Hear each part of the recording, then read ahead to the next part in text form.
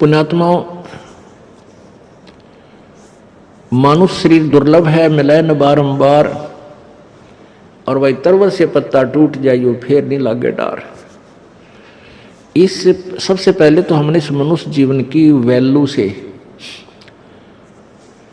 इसकी कीमत से परिचित होना चाहिए। ये कितना अनमोल है, ये कितना बहुमूल्य है। जब हम इसकी कीमत से परिचित होंगे तभी हम भक्ति कर पाएंगे। क्या बताते हैं कि कहता हूं कई जात हूं, कहूं बजा के ढोले, श्वास जो खाली जात है ये तीन लोक का मोले। एक मानव शरीर का जो श्वास है, ये एक श्वास भी कहते तीन लोक के तुल्य, क्योंकि हम तीन लोक वो हमारे लिए तो बहुत बहुत ज्यादा है। इसलिए परमात्मा ने हमें समझाने के लिए उदाहरण दिया है ये, कि जैसे एक गांव का सरपंच बन जाता है, उसको सैकड़ों हजारों आदमी सरपंच साहब राम राम, सरपंच साहब नमस्ते, इतनी प्रभुता हो जाती है उस व्यक्ति की, और वो फूला नहीं समाता। और जब वो बन जाए एमएलए, कोई व्यक्ति एमएलए बन जाता है, कुछ क्षेत्र का मुखिया बन जाता है वो, उसको तो फिर न जाने कितने व्यक्ति, कर्मचारी, अधिकारी सारे सलूट मारे, फिर वो फूल जाता है। और एक बन जाए मुख्यमंत्री एक प्रांत का, फिर तो कहना है कि वो तो धरती पर पाए ना टेके। और बन जाओ प्रधानमंत्री एक टुकड़े का, एक देश का, छोटे से का या बड़े का, तो उसके माइंड की सोच है, वो तो सातवें आसमान पर घूमता है। फिर वो अपने आप को जीव नहीं समझता, क्योंकि उसके शब्द में, उसके वचन से ही ना जाने सबके में हिलता नजर आता है उसको। तो परमात्मा कहते हैं अगर पृथ्वी का एक राजा हो तो वो उसकी कितनी प्रभुता होगी, उसके दिमाग में क्या सोच होगी, और उसकी कितनी वो अपनी वैल्यू समझता है। और ऐसे ऐसे पृथ्वी लोक, स्वर्ग लोक और पाताल लोक, इन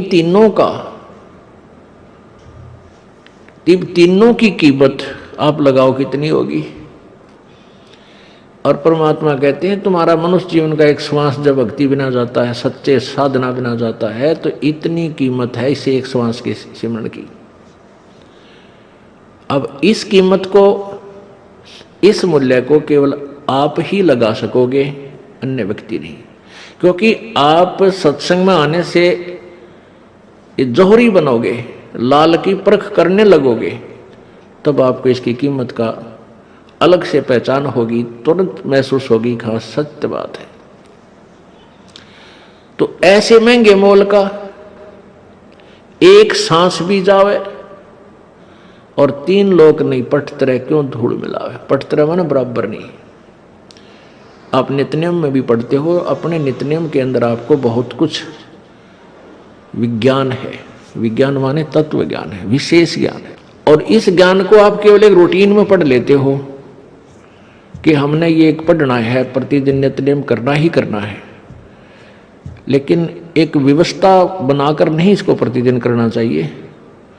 जितनी देर भी इसको सुनो, किसी भी पार्ट को, इसके नित्यनियम का जितना भी बुद्धि मन निश्चल हो तेरा आपका, तो ये विचार करे कि इसमें क्या बोला है मालिक ने अपनी वाणी में, क्या आदेश है तेरे लिए।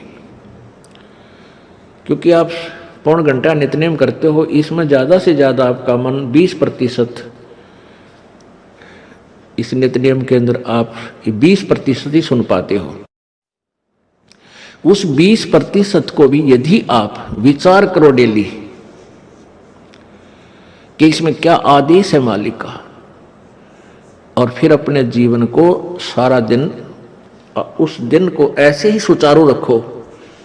क्योंकि आपको घर से निकलने से पहले ये पढ़ा इसलिए जाता है कि आपके साथ रास्ते में कोई निकम्मा भी टकराओगा, कोई गाली देने वाला भी मिलेगा, कोई बुंडा भी बोलेगा, कितना कोई आंट भी लावेगा। तो उनके साथ आपने कैसे व्यवहार करना है। आवत गाड़ी एक है, उल्टा हो अनेक। और कह कबीर ना उलटियो वा रहे एक की एक। इसको पढ़ना नहीं है। मान ले कोई बूढ़ा बोला है, गलत बोलता है, गाली देता है, तो उसने तो कर दिया यूँ काम, और आप भी उल्टा दोगे तो फिर 4 और देगा कि वो तो पूरे मूड में है, वो तो फुल मूड में है लड़ाई के में, और आप भी आगे से उल्टी बोल पड़ोगे तो वो तो 4 बैठा है। जब बसात क्या उनका मुकदमा रोज कर लेते दिन में। तो कहते परमात्मा आवत गाड़ी एक है, उल्टा हो अनेक, और कहे कबीर ना उलटियो रहे एक का एक। और देख आगे कितनी प्यारी बात कही है, गाली ही से उपजे कलह, कष्ट और मौत, मृत्यु तक तो पहुंच जाती है एक छोटी सी गाली।